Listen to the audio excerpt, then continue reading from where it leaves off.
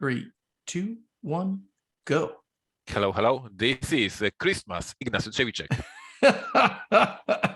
And this is the Podfather of Gaming, Stephen Bonacore. You are listening to Board Games Insider, episode 260.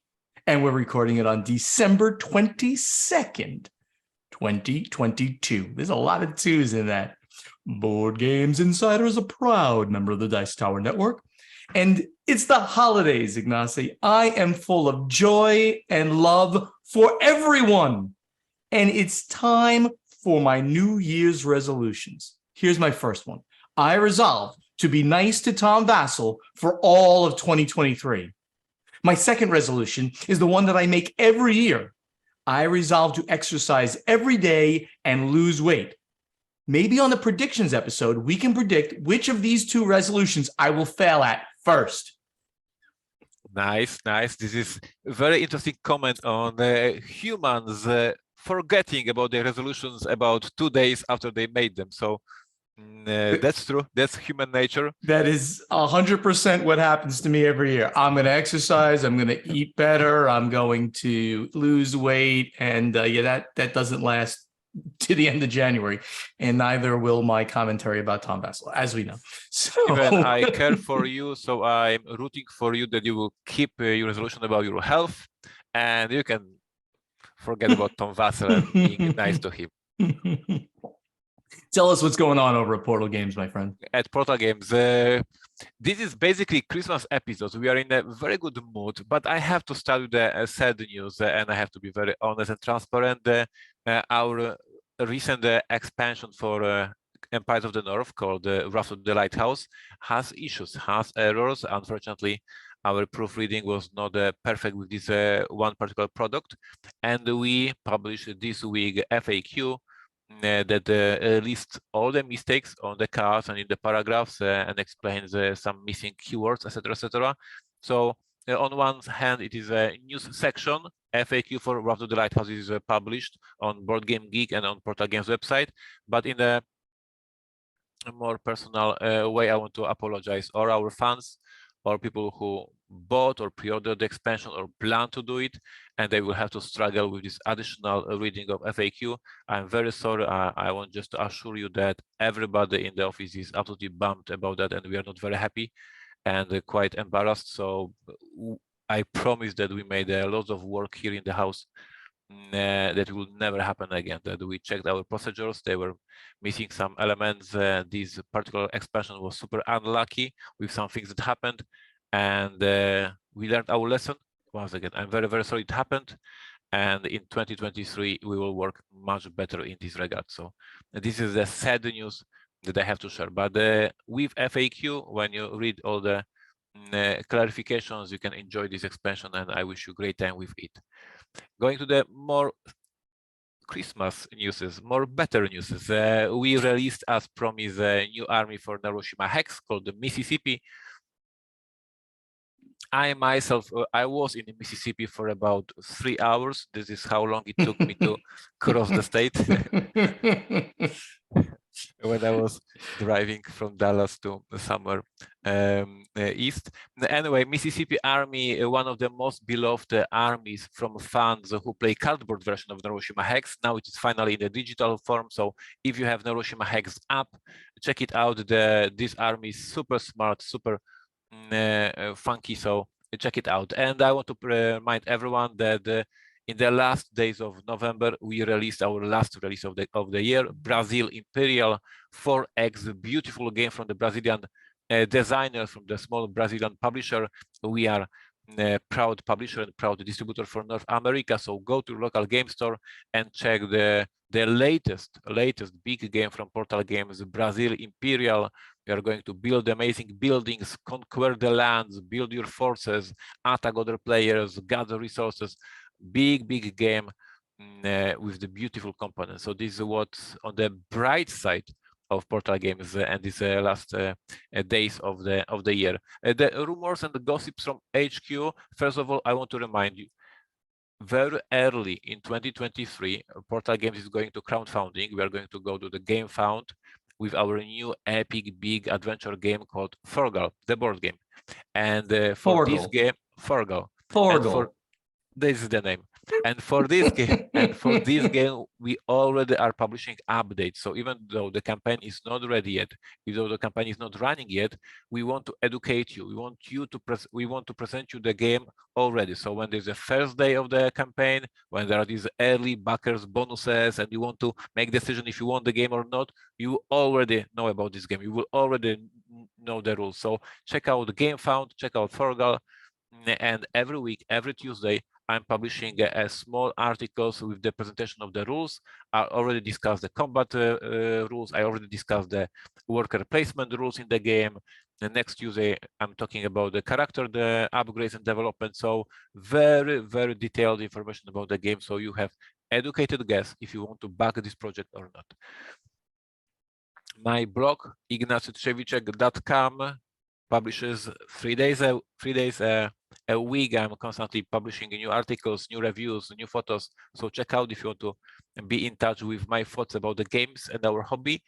And 11, we are closing with the sad news again.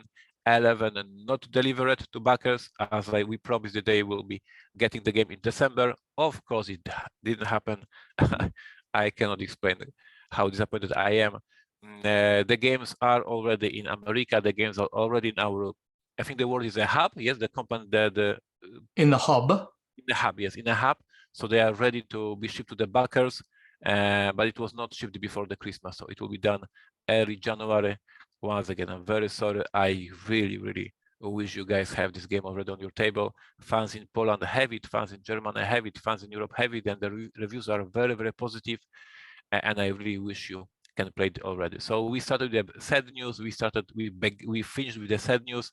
Overall, I wish 2023 is over. 2022 is over. I cannot wait for 2023.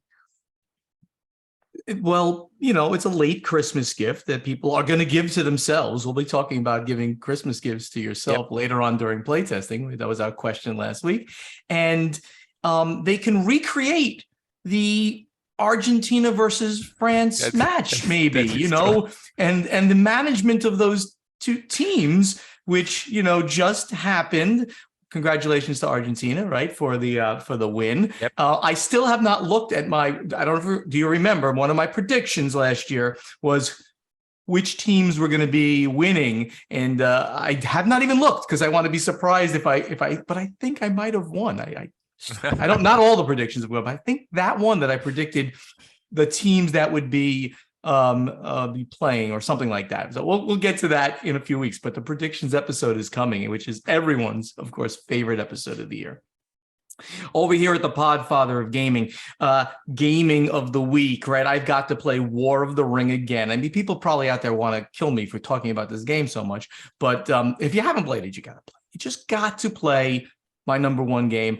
I got to play it now twice in the course of 1 week. Once it was against my buddy. I talked about that last week from New Jersey, Neil. And this week with Roy Canaday, my good friend from the Dice Tower, an epic game. He drove all the way up here to play with me. He's pretty far. He's like an hour and a half away down there in my south of Miami homestead.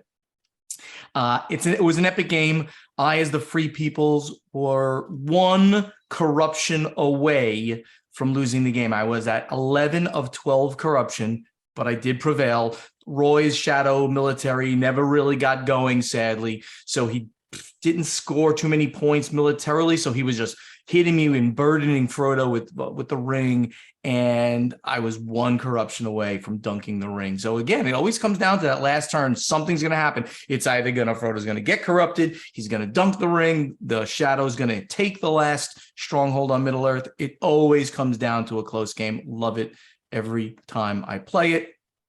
I actually kept it set up on my gaming table so that with some possibility, I might be able to get one more play in before the end of the year with Rod Phelps, my very good friend, who's one like local gaming partner, and maybe Justin Jacobson from Restoration Games. He's been dying to play it, never played. Rod's dying to play it, never played.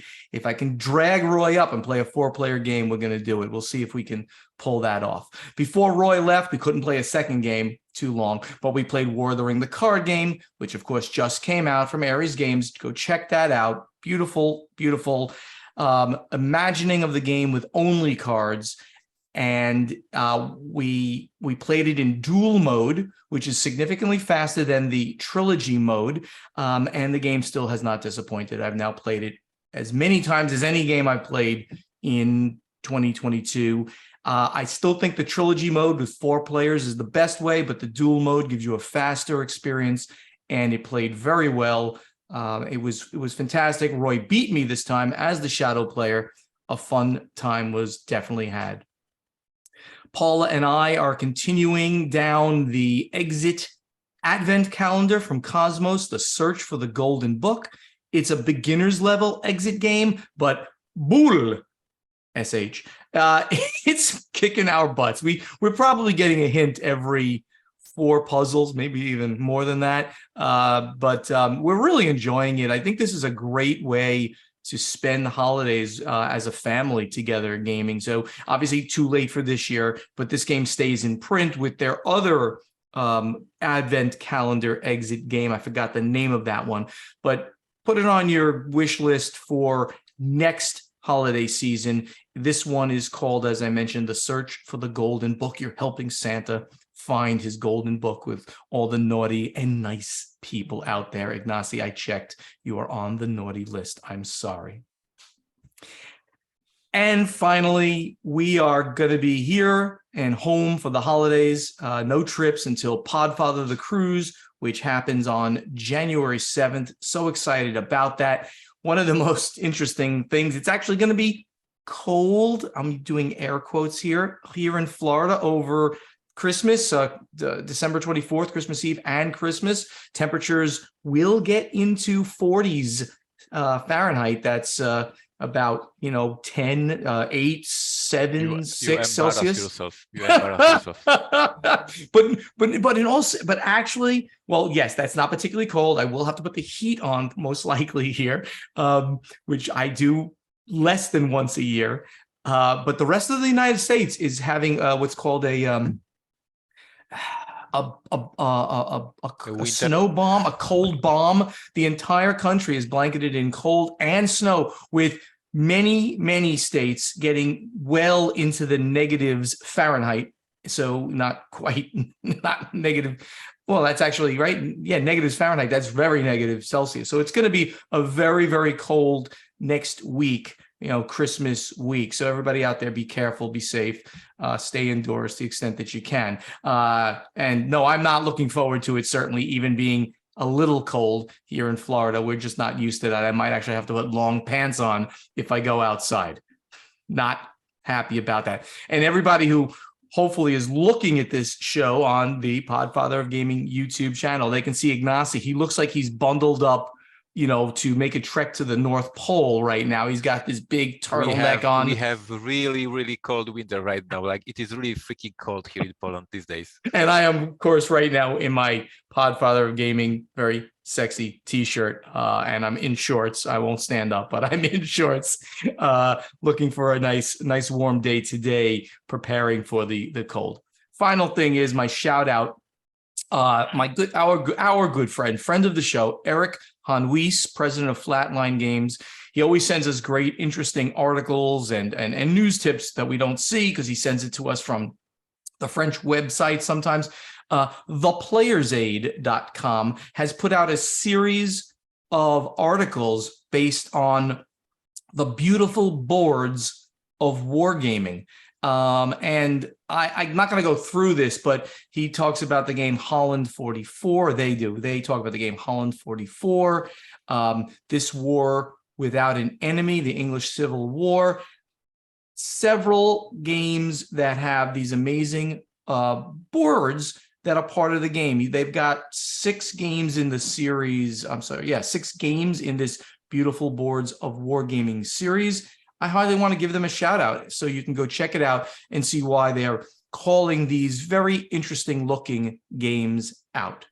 And thank you again, Eric, and everybody. A lot of people give us articles and things to talk about for the show. I'll try to mention them as they do that. Thank you, all of our fans, for helping us out to bring good, interesting content to everybody, show after show. Meanwhile, let's get over to the event deck.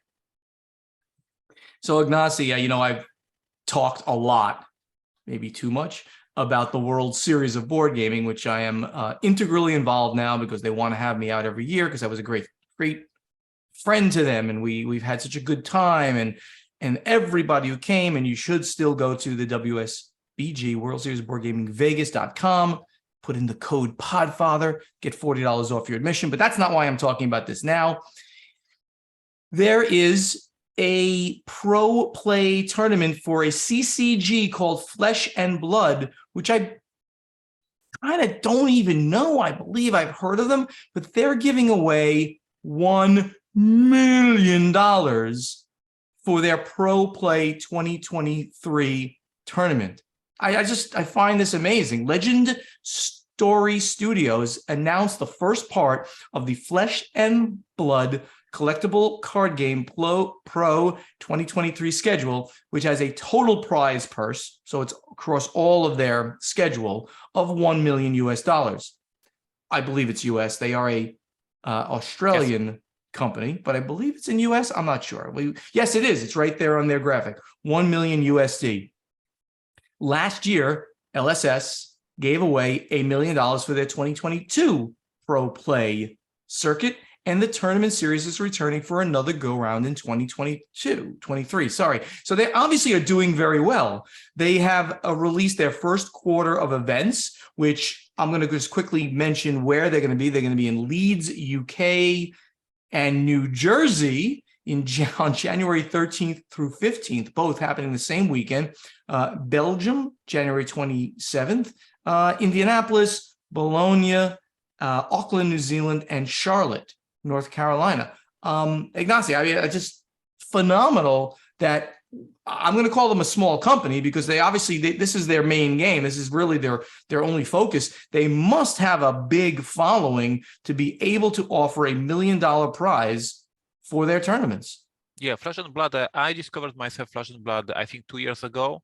I don't know if this game is like 3 or 4 years old, but this is like quite a new game in the market. And we saw over the years many CCGs that debuted and get out of the market very quickly. And for years, there is always Magic the Gathering, Yu-Gi-Oh, and Pokemon, and everybody else dies. And with Flesh and Blood, they are on the market for a couple of years now. The game is brilliant. If you haven't played it, you can check it out. The whole company is run by the people who work for Wizards of the Coast, who were involved in the developing Magic the Gathering, so they are not like new people in the industry. The game is very interesting and it's growing. When I was in America last year, and it was this year, and I was traveling through the different stores presenting Brazil Imperial, but of course I was talking to the owners of the stores, and I was of course checking what's interesting in the stores.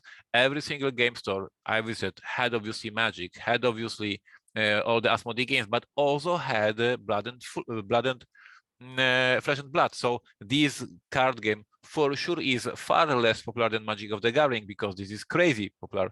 But this is a game that survived this, this first period of going to the market and try to survive, is growing. These numbers of $1 million as a prize shows that they have some budget.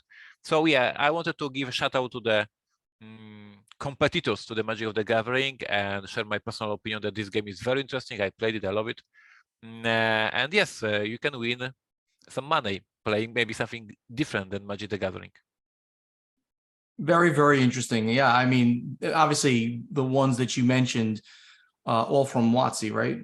Was Magic the Gathering and Pokemon and Yu-Gi-Oh. They're all from Wizards of the Coast, aren't they? I'm forgetting. I don't know. I'm forgetting now, but that doesn't matter. Obviously, Magic the Gathering, by far the most popular one of those, has dominated the market for so long. So it's great to see a competitor, someone else doing great. So congratulations, and we hope that this continues to succeed. Game retailer recognizes union. So Noble Knight Games, we reported on that their staff was creating a union. They were applying to petition to create a union, and the online and brick and mortar game retailer Noble Knight Games has voluntarily now recognized the Noble Knight Games union and will proceed to bargaining on a contract the union announced. The recognition came on the eve of the election to determine whether the union would represent workers at the retailer, which had been scheduled after the resolution of disputes over the composition of the union. When it announced its formation, the union said it had support of 70% of the workers. So it's good that we closed the loop there. It's good to see that it was a friendly resolution and they voluntarily have recognized the union. And we will, if anything happens on that, we'll just report on that again as it moves forward. In very interesting big news, dicebreaker.com, we get news from them a lot. They're reporting that WotC, Wizards of the Coast, wants to monetize D&D. Are you telling me that they haven't been monetizing D&D very well over the last 40 years or so? The Dungeons and Dragons executive are thinking that the brand is really under monetized.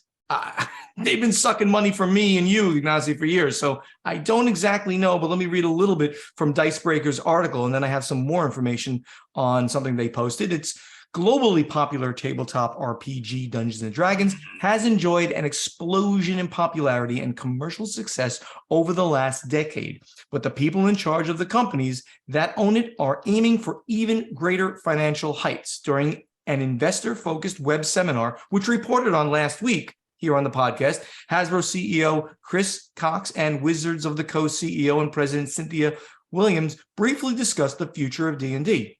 The pair and the largest voices when it comes to deciding its future, and Williams led with a doozy. D&D has never been more popular, and we have really great fans and engagement, Williams began, but the brand is really under monetized. She and Cox spent the next 9 minutes explaining how Wizards of the Coast might solve this corporate conundrum, and much of the initial work apparently rests at the feet of D&D Beyond, which I use in playing D&D 5 exclusively. Wizards acquired the company along with the staff that maintains it earlier this year. The digital toolkit that players use to reference material on digital devices and maintaining campaign information is also a powerful source of data-driven insights for Wizards.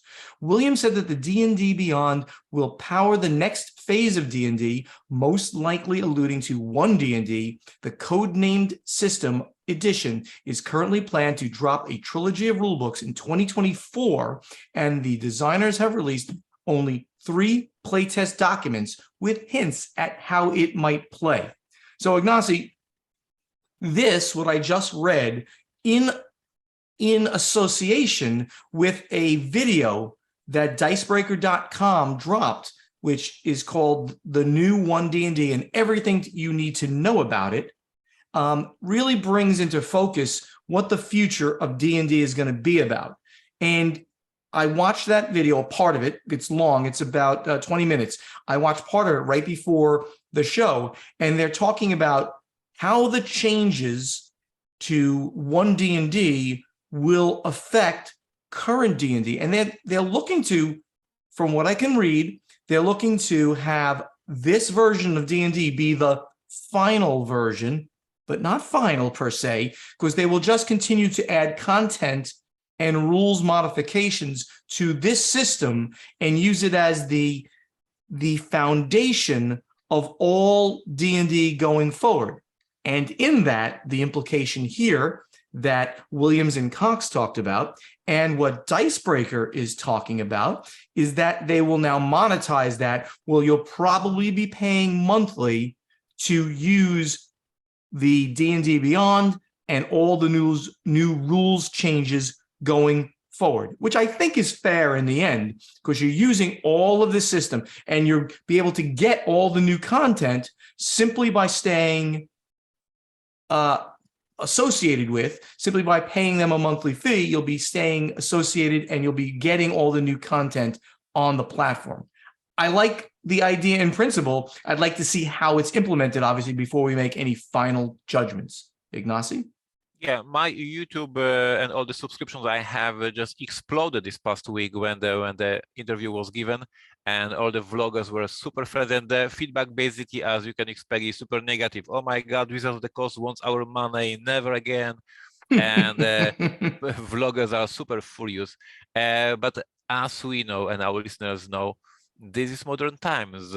EA Sports wants your money. All the video games take micro payments. All the apps have micro payments. Like, this is the world when we pay for Spotify, we pay for the Netflix, we pay for everything, because this is the modern business model for every business. And when in this interview there was said that D&D is under monetized, it is not the case that we buy books. It is by the micro payment. There's all the things that all these big businesses can grab some additional $2 a month, $5 a month from these big audiences. So I think that you are 100% right. I believe that it is what's going to happen, that the website D&D Beyond, that the Wizards of the Coast bought earlier this year, exactly, I guess, for this purpose, Sure. to connect the players and then use this website to monetize, as you just said, new updates of the rules, new classes, new things, and you will subscribe. And it's modern times. You pay for the Spotify, you pay for the Netflix, you will pay for D&D Beyond. This is the world we live in.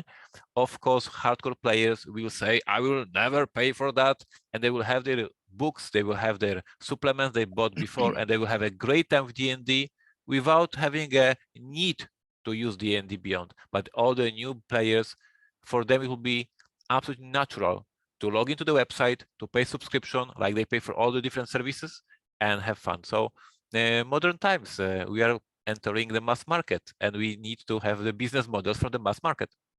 It absolutely is a natural progression, and you made the point exactly right. Think about all of the subscriptions you have to the services that you get, the video services we're talking about, and think about the microtransactions you do in apps, right? You want the next army, you want the next, part of the game. You do this. This is going to be the same type of progression. And you know what? Because you know that they are always going to release a new game, a new edition. That's what they've been doing, right? For years. Recently, every 5 years, let's use that number for now, they've released a new edition, and you had to go buy hundreds of dollars in books, depending on what kind of player you are. Maybe you just bought the one player's guide, but like the DM is buying like everything, or you as a player are buying everything and feeding stuff to the DM. Hey, DM, I want to use this. The hundreds, thousands of dollars are spent by any given game group. So instead of doing that, you're going to probably subscribe to D&D Beyond, and even use that in not only your online play, but you'll use that in your tabletop play. If you're still playing and getting together with friends, you'll create your character there. You'll still use that. You'll put your iPad or your computer next to you on the table, and you'll use all the rules and things like that when you're playing. And you'll get charged. I don't know what they're going to charge, $5 a month. And well, that's actually not so bad, because that's like the cost of one book, if that's what it is. If it's more, it starts to get pricey, of course. But of course, you can stop. Let's say you have a one-shot campaign or a one-year campaign. I mean, I've been playing 2 games for several years now, which is wonderful. One's in Pathfinder, right? We talk about that, Pathfinder 1. The other one is in D&D 5. What if I just played, a game for a year? I have I subscribe, I cancel my subscription. Ta-da, done. And then I can, and you can do this, of course, with your Netflix and all those subscriptions. You subscribe, you binge, you end. So you have to throttle what you can and can't, and what you use and don't use. A little more management for you, but you can probably budget things pretty well if you know what subscriptions that you need to have and what you want to have. It's going to be very interesting how it shakes out. D&D 1 is not until 2024, as we mentioned, but I'm sure we'll hear more about the subscription model in the coming months as we get close to it. Meanwhile, those are some great conversations, Ignacy. Let's get over to strategy and tactics. All right, Alexander Sakhanov. I know, Alex, we've had some interesting conversations about European politics recently on BGG's Geek Mail. He's at the Pupkin. He says, hello, Ignacy and Steven. So when are you going to answer the video questions you've asked for? We're answering your question right now. I'm not sure which one you mean. And on to some more serious question. I don't know how else to put it, so I will be blunt. How do you think the war will affect the future of the Russian market and industry professionals? Well, Alex, you just put out there what you and I talked about online. I won't mention our conversation, but it was a very interesting one. Ignacy, we did touch upon a little bit of this when the war in Ukraine started at the beginning.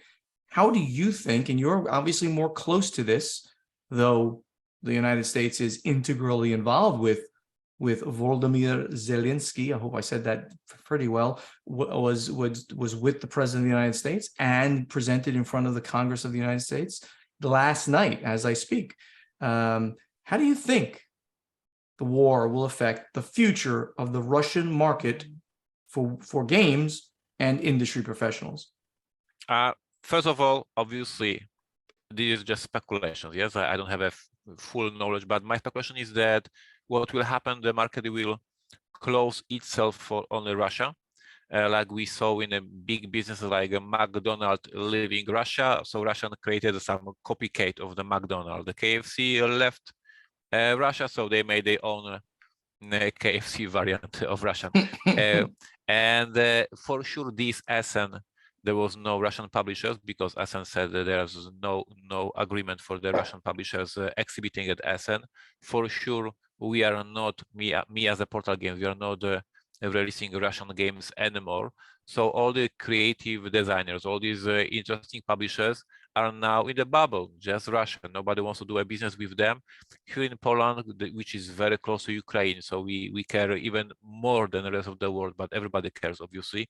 We have a situation like, for instance, a couple of months ago, we released in Poland a Spanish game, Red Cathedral, and there was so much confusion and hate that I had to explain the customers, this is not a Russian game, this is just a title, Red Cathedral. The game is from Spain, this is from the Spanish designer, please buy it, because there's so much hate and distrust to Russia, that there is no way that any publisher in Poland would publish a Russian game today. And so that's why my thinking is that now they're doomed to do business only in Russia, publish Russian games in Russia, and they have no way to export anything.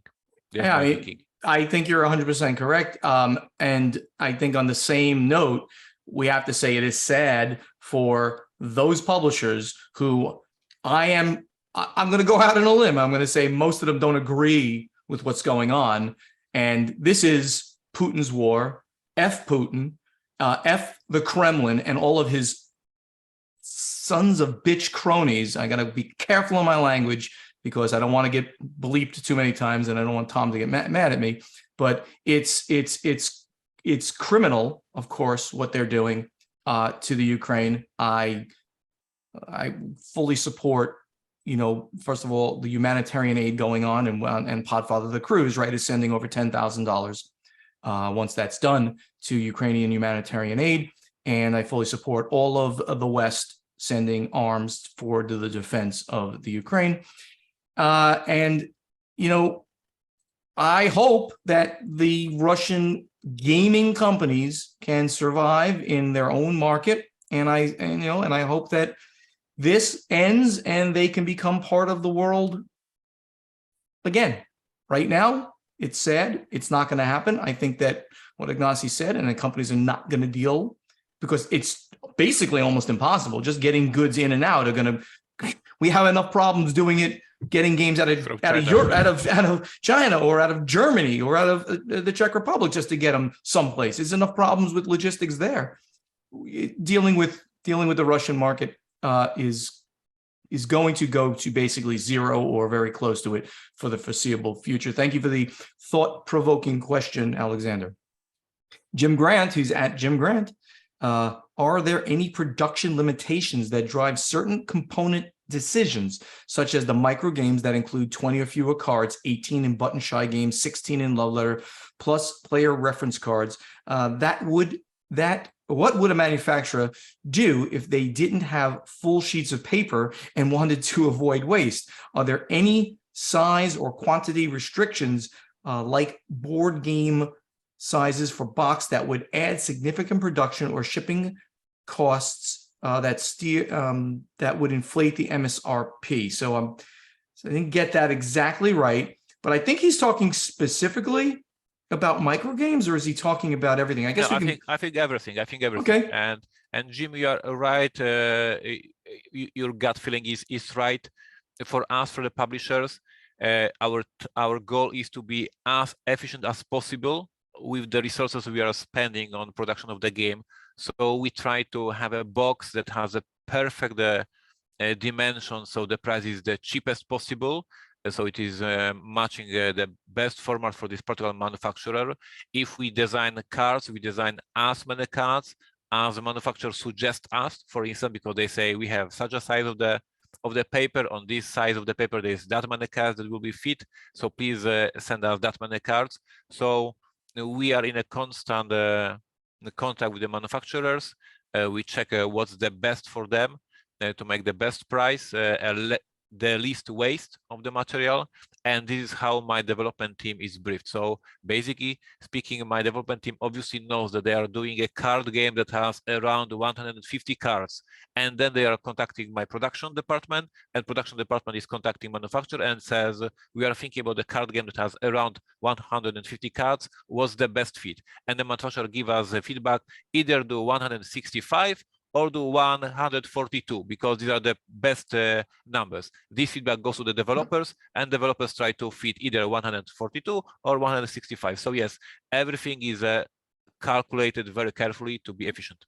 Yeah, that's exactly right. And thank you for actually giving some numbers there. Jim, on micro games, with one sheet of paper, you normally can get 120 full-size cards on there. So sure, if you think 20 would be kind of a good number because it's divisible in there. But really, if you go down a few or go up a few, you're not really wasting much because it'll just start the next one again on the next page. You don't really waste much.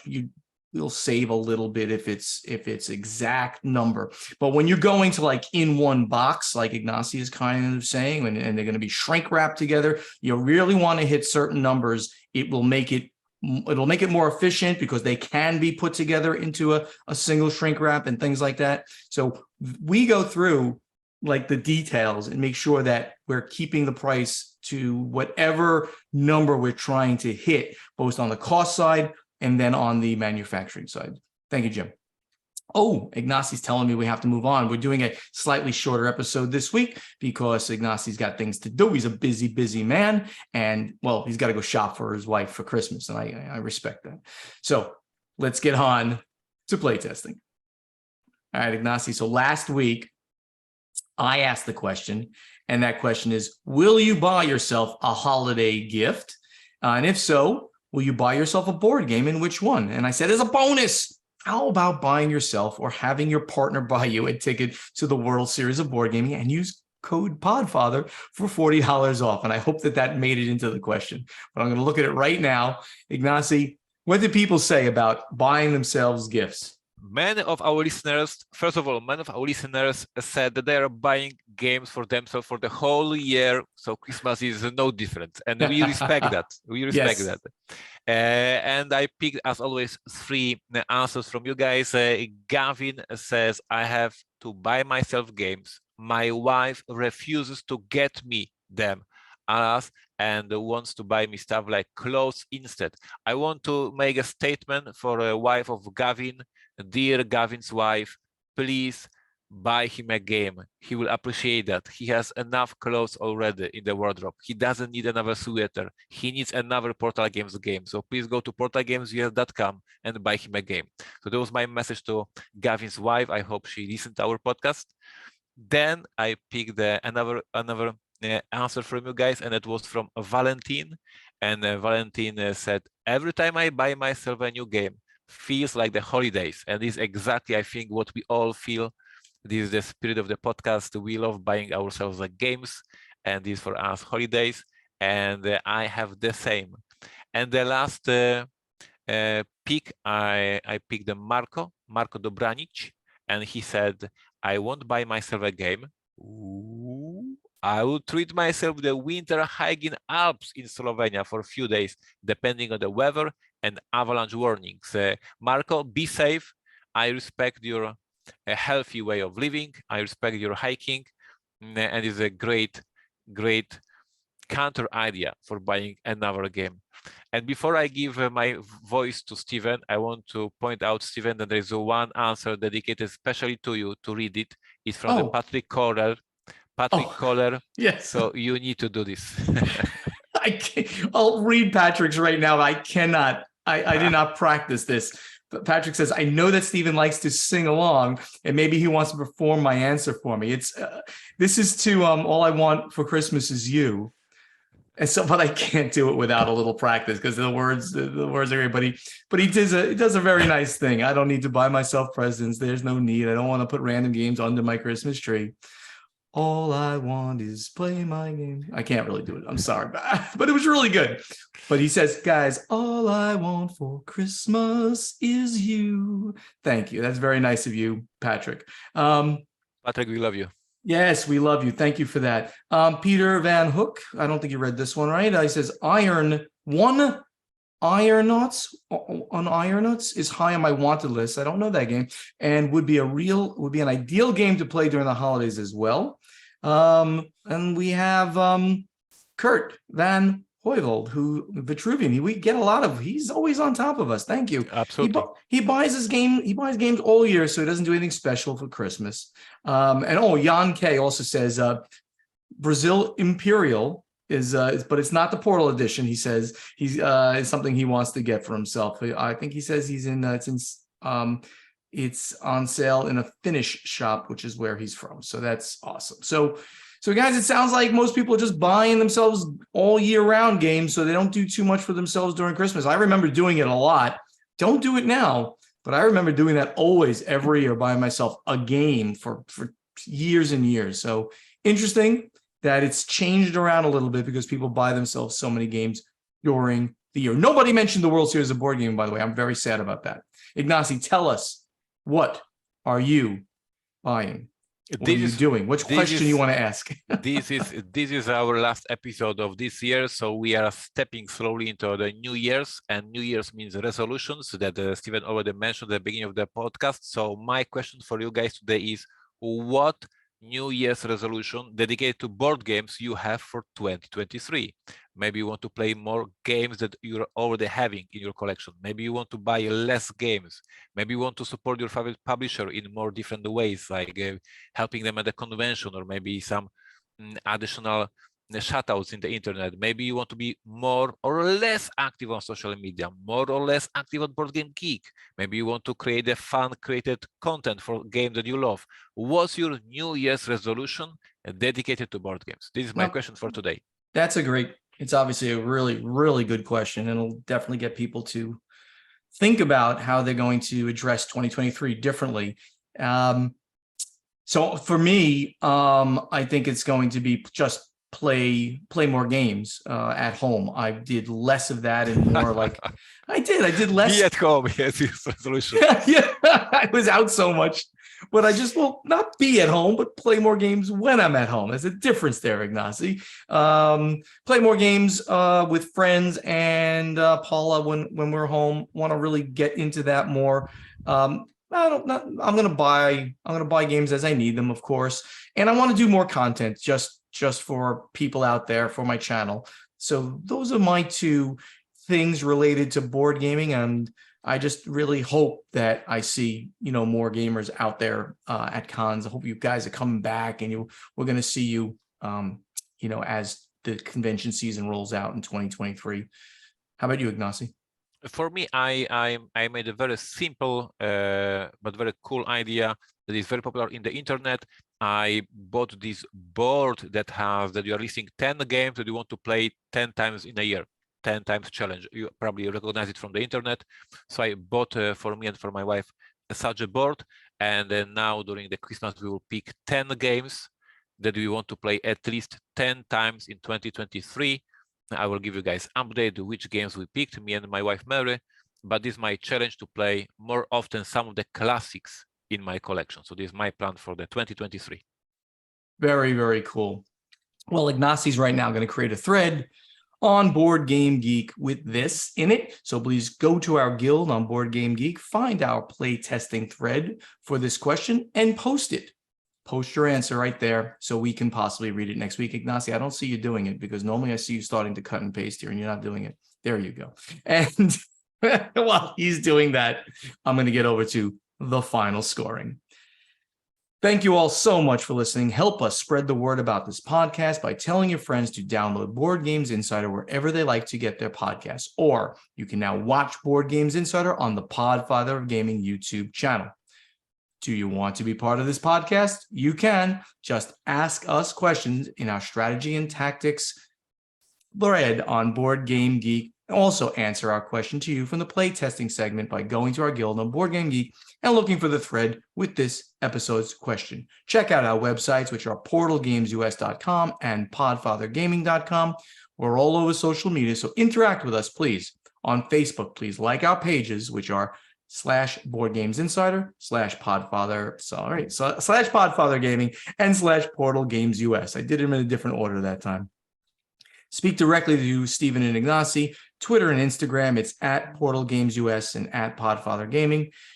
And the very active YouTube channels are Portal Games Movies, Portal Games Gameplays, and the Podfather of Gaming. On TikTok for Ignacy, it's Portal Games US.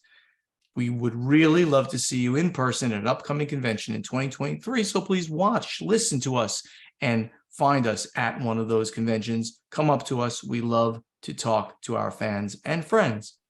Board Games Insider is professionally edited by Matthew Jude from This Game is Broken podcast, as he's done for so many of the past several years. Thank you so much, Matthew. Starting at the beginning of the year, our new podcast audio editor will be Joshua Bowman from Tabletop Submarine Podcast. If you want your podcast edited by Joshua, you can reach him to discuss at tabletopsubmarine@gmail.com. Also, that great voice you hear doing the intro, outro, and in-between segments is that of Ray Greenlee. He can be found to do voiceover work for you at raygreenleevoiceover.com. Ignacy, I see you typing. What special words would you like to give to our fans and friends for the last published episode of 2022? Merry Christmas and Happy New Year. That's a very nice way of ending out the year. Do you want me to sing a little bit before we leave? That would be cool. No, I won't. I will sing. Don't worry, I will sing again. I sing a lot. I just was on Dice Tower Now. That's Corey Thompson's podcast where he does Dice Tower news of the week. It's fantastic. Giving a shout out now to Corey and the Dice Tower Now podcast. I was co-host. I did a little singing there. He didn't like it, but that's fine. And we had a great time teasing, well, Tom, of course, and just giving all the news again. So our shows are similar. He's every week doing mostly game-related news where we do mostly industry-related news. Interesting stuff. Hope you go check that out. Everybody, we wish you a Merry Christmas and a Happy New Year. Bless everybody. We'll see you in 2023. Take care. Bye-bye.